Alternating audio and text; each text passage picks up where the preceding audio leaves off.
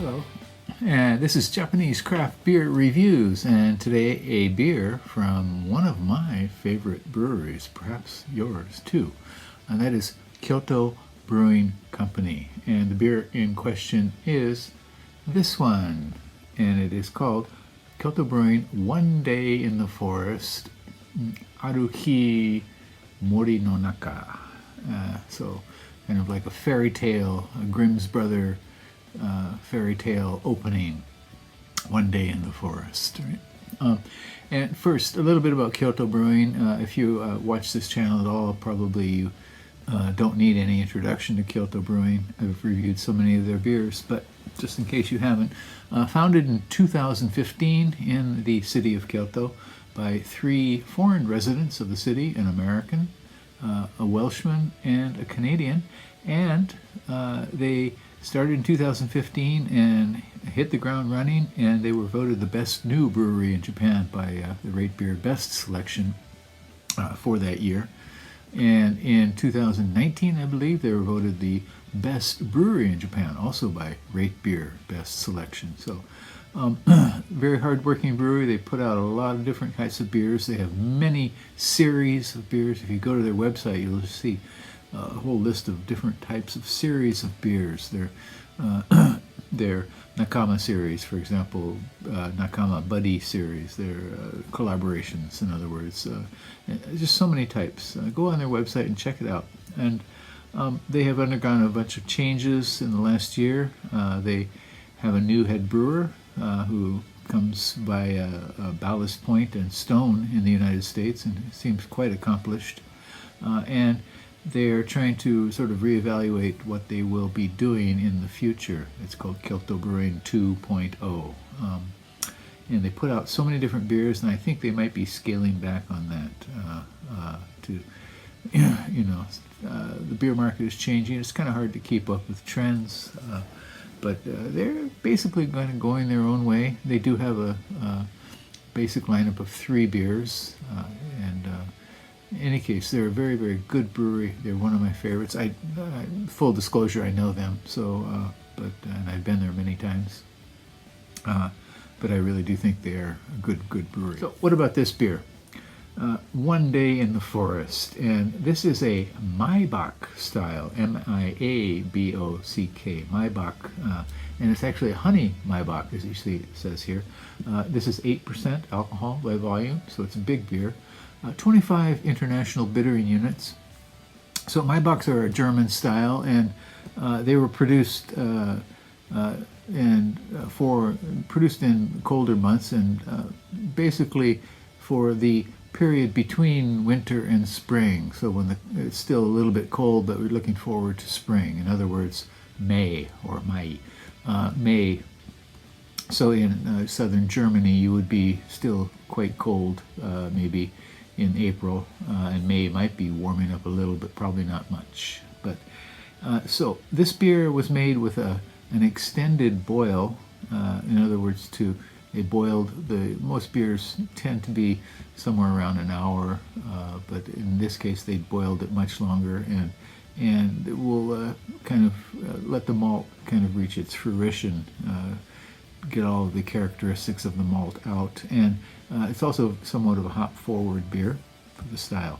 The malts are Pilsner malt and Munich malt, and the hops are Saaz and Spalter, and they added some Rakau from New Zealand to give a little spiciness, a kind of extra little jump to the beer, which would not be a traditional Maibock hop, but Kyoto Brewing, is doing something interesting with this style.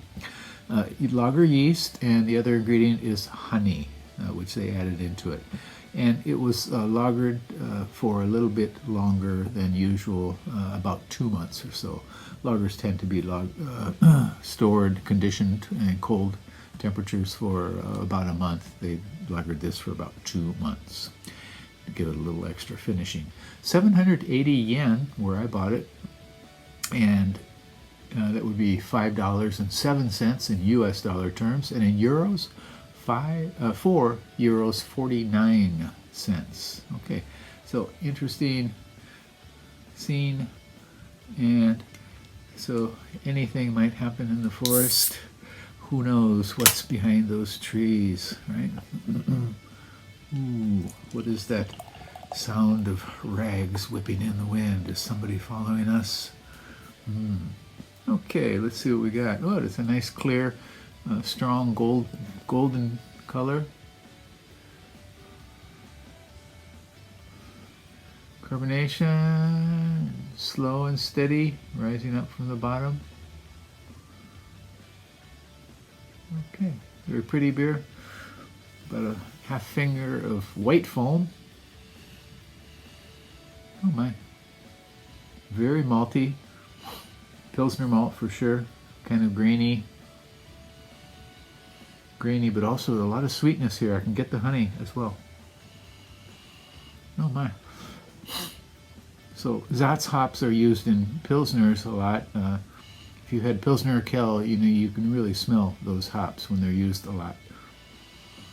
Not getting that so much. What I'm getting is Pilsner malt, kind of grainy, and lightly yeasty, and the honey aspect is coming through. Some alcohol fumes as well. Not strong, but they're there. Okay, flavor. Cheers.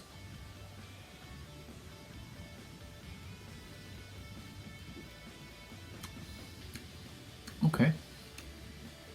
Wow. Okay, it does.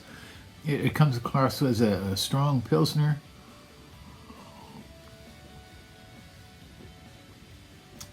But certainly the sweetness and alcohol kicks in right away, kind of late initial stage and then into the mid palate.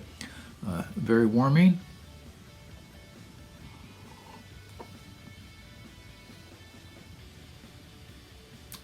Yeah, mild bitterness on the tongue, not too much. But the honey element is quite present here. This is very tasty, very pleasant beer. 8%, is that standard for a Maibock? I'm not sure. I would think a Bock beer would be more around, well, I guess they would, yeah. Things like Celebrator, maybe like that. Okay. So,